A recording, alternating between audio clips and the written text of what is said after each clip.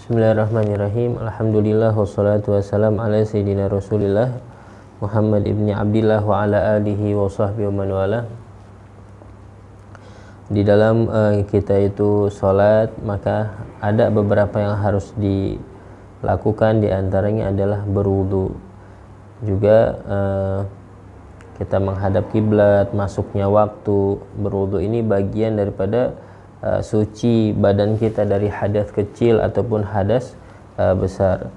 Maka pembahasan wudu ini kita akan sedikit mengambil daripada faedah di dalam kitab Taqrirat karangan Al-Habib Hasan bin Ahmad Al-Kaf, bahwasanya furudul wudu sittatun. Fardu-fardunya wudu itu ada 6. 4 sabatat bil Quran, ditetapkan dalam Al-Quran, ya, yaitu membasuh wajah, membasuh kedua tangan, mengusap sebagian kepala, dan membasuh kaki. Ayatnya adalah A'udzubillahi minasyaitonirrajim, ya ayyuhalladzina amanu, wahai orang-orang yang beriman, idza qumtum ilas salati, apabila kalian ingin salat, faghsilu wujuhakum wa aydiyakum ilal marafiq, maka basuhlah wajah kalian, ya, dan tangan-tangan kalian ilal marafiq, sampai siku, wamsahu, dan usaplah biruusikum, kepala, ya, kepala kalian, wa arjulakum, dan kaki kalian ilal ka'bain, sampai mata kaki. Adapun, ya, 2 rukun wudu, yaitu niat dan tartib, itu ditetapkan dengan hadis atau sunnah. Sobat yang dimuliakan Allah Subhanahu wa taala, disebutkan dalam Safwatuz Zubat, furuduhun niyatu wagsil wajhaka wa ghaslukal yadaini ma' mirfaqika wa mashu ba'dhir ra'si thumma gsil wa'um rijlaika ma ka'baika wa tartibu thum. Jadi kalau di pondok kita hafalkan Zubat ini untuk memudahkan, sehingga kita bisa mengetahui dengan 2 bait ini rukun-rukunnya wudu. Maka penjelasannya, yang pertama, rukun wudu itu adalah niat. Niat ini adalah qasdus syai' muqtarinan bi fi'lih. Kita bermaksud melakukan sesuatu yang berbarengan dengan perbuatannya. Itu niat. Hukumnya wajib. Tempatnya niat itu dalam hati, ya. Adapun kapan niat itu? Niat itu dilakukan adalah berbarengan dengan awal ibadah, kecuali puasa ataupun zakat dan udhiyah atau, ya, kurban. Kalau zakat biasanya sebelumnya, puasa pun kita niat pada malam harinya. Akan tetapi sholat, kita wudu, maka niatnya itu berbarengan dengan awal ibadah. Sholat awal ibadahnya adalah takbiratul ihram. Maka tatkala kita takbir Allah, itu kita selipkan dalam hati niat. Kita sholat subuh misalnya, usolli fardhu subuh rak'ataini mustaqbilal qiblati adaan lillahi ta'ala, kita masukkan dalam hati kita sambil kita takbir akbar. Di saat kita ingin berwudu, pembahasan kita ini saat ini berwudu, maka niatnya itu berbarengan dengan membasuh wajah. Karena yang namanya rukun pertama di dalam wudu itu adalah membasuh wajah. Maka dari itu, kapan kita niat tatkala wudu? Yaitu tatkala membasuh wajah. Kita membasuh wajah, langsung hadirkan dalam hati niat wudu. Nawaitul wudu li raf'il hadatsil asghar fardhalillahi ta'ala. Dan itu perlu kita latih, ya. Adapun mengucapkan niat tersebut hukumnya sunnah. Jadi sebelum kita membasuh wajah, kita ucapkan niat nawaitul wudu li raf'il hadatsil asghar fardhalillahi ta'ala, agar mudah kita selipkan, kita masukkan niat tersebut di dalam hati kita, ya. Waktunya tatkala berbarengan dengan awal ibadah. Yang kedua, tempatnya di dalam hati. Adapun diucapkan dengan lisan, itu hukumnya sunnah. Maka niat di dalam wudu adalah dia berniat untuk mengangkat hadas, ya, atau dia berniat wudu, atau berniat taharah lis shalah, bersuci untuk salat. Waktunya niat di sini inda ghusli awal juzu' minal wajhi li'annal ibrah bil furud, yaitu tatkala membasuh awal bagian daripada wajah, karena sesungguhnya yang dianggap adalah fardunya, seperti itu. Adapun kumur-kumur kita belum niat di situ karena belum niat wudu, karena di situ sunnah ya, kita mencuci tangan ya, lalu kumur-kumur membasuh hidung, kita niat di situ niatnya melaksanakan sunnahnya wudu. Adapun niat wudu itu tersendiri kapan kita niat?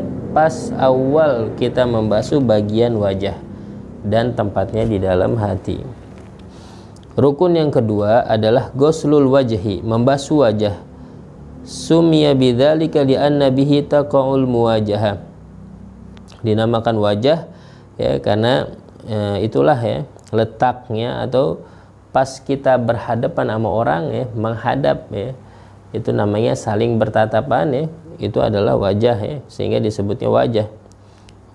Muwajahah, saling berhadapan, itu namanya muwajahah, sehingga dinamakan wajah karena yang tatkala kita berhadapan dengan orang, bertatapan, itu yang menghadapi kita, yang menghadap adalah wajah kita. Batasan kita membasuh wajah ya, yaitu rukun yang kedua, yaitu adalah adapun panjangnya ukuran wajah kita dimulai dari terbitnya rambut. Kita rambut kepala sini sampai muntahal lihyan, ujung jenggot sini, dagu ya. Adapun lebarnya ma bainal udhunaini, antara dua telinga, maka ini harus terkena seluruhnya tatkala kita membasuh wajah. Hukum membasuh rambut wajah, gimana hukumnya? Yajib ghusluha kulluha, wajib membasuh ya, semuanya, zahiruha wa batinuha, zahir maupun batinnya. Wa yustathna min dzalika al-lihya wal 'aridan idza kana kathifaini, dikecualikan ya apabila jenggot dan di sini cambang ya apabila terlalu tebal ya. Ukuran tebal apa enggaknya, ada orang depan kita nih kagak kelihatan kulit jenggot kita saking banyaknya, dan di sini dikatakan tebal. Tapi kalau depan kita masih kelihatan kulit jenggot kita, maka itu hitungannya jenggot tipis ya, bukan tebal. Maka kalau misalkan ya,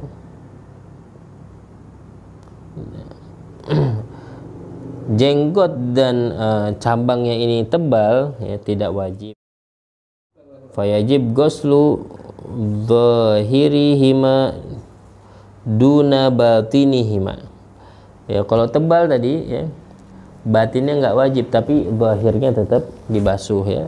Wa yusan takhliluhuma min asfal biyadihil yumna, dan disunahkan untuk menyela-nyela dari bawah dengan tangan kanan. Dia menyela-nyela dari bawah gini atau gini, itu disunahkan dengan tangan kanannya. Jadi membasuh rambut yang ada di wajah wajib, baik zahir maupun batinnya, kulitnya kita basuh itu wajib hukumnya. Dikecualikan tadi jenggot yang tebal ataupun cambang yang agak tebal. Ukuran dibilang itu tebal atau enggak, lihat orang di hadapan kita, di depan kita, kelihatan enggak kulit jenggot kita. Kalau misalkan kelihatan berarti itu tipis, tapi kalau enggak kelihatan itu tebal ya. Kalau tebal maka zahirnya saja ya yang wajib dibasuh. Adapun menyela-nyela sampai ke dalam kulit, itu hukumnya adalah sunnah dengan tangan kanannya. Nah, di sini dijelaskan dhabitul lihya al-kathifa wal khafifa. Kriteria ya jenggot yang tebal dan tipis itu gimana sih? Nah, yang tebal itu hiyallati la tura basyaratuha min majlisit takhatub. Yang kagak kelihatan kulitnya tadi ya, dari tempat duduknya orang lawan bicara kita, yang kira-kira 1,5 meter. Ada depan kita ada orang 1,5 meter ya, dia nggak bisa ngelihat di balik rambut jenggot kita, maka itu ukurannya adalah tebal kalau dia nggak bisa melihat. Tapi kalau dia bisa melihat, maka itu ukurannya tipis. Dhabitu dzahir minal lihyah ma yalil wajh wa ma siwahul batin. Langsung ke rukun yang ketiga adalah ghuslul yadaini ma'al mirfaqaini. Membasuh kedua tangan sampai siku, ya. Sampai siku.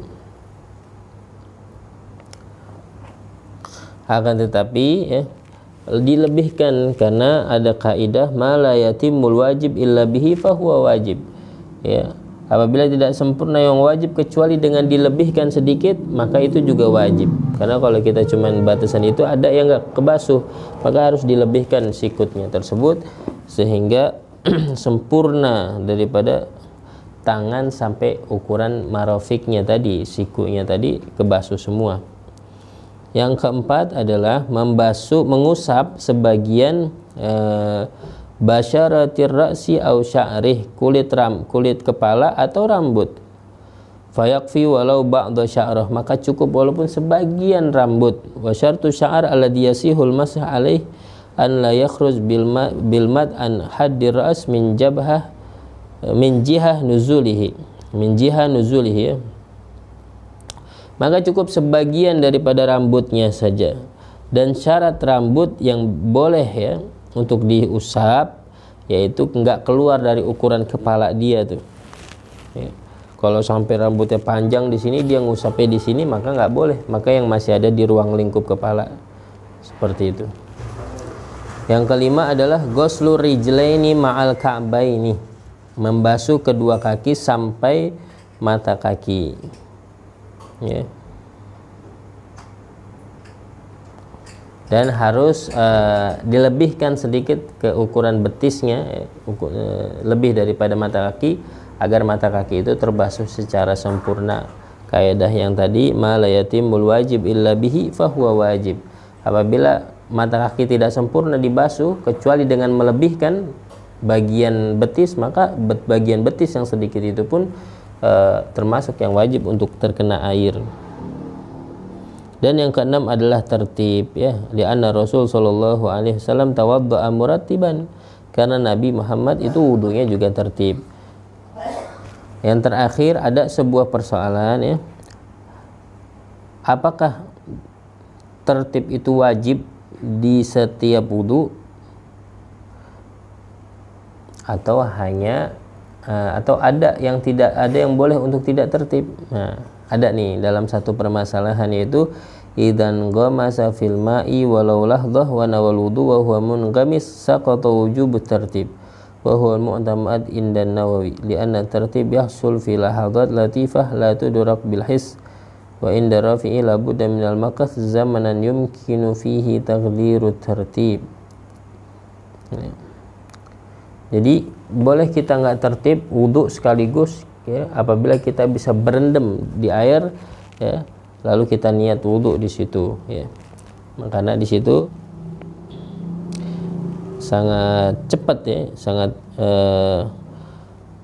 tipis sekali untuk bisa didapatkan tertib itu, karena kita udah basah dalam sekejap, kita udah basah gitu. Jadi langsung niat wudu tatkala kita berendam itu tidak perlu tertib lagi, tidak perlu harus membasuh aja, enggak, karena udah seluruh badan kita udah basah dengan kita berendam itu. Jadi dengan wudu ini paling enggak yang wajib-wajib kita harus sempurnakan sehingga sholat kita pun mengarah kepada sholat yang sempurna yang bisa diterima oleh Allah Subhanahu wa taala. Wallahu a'lam.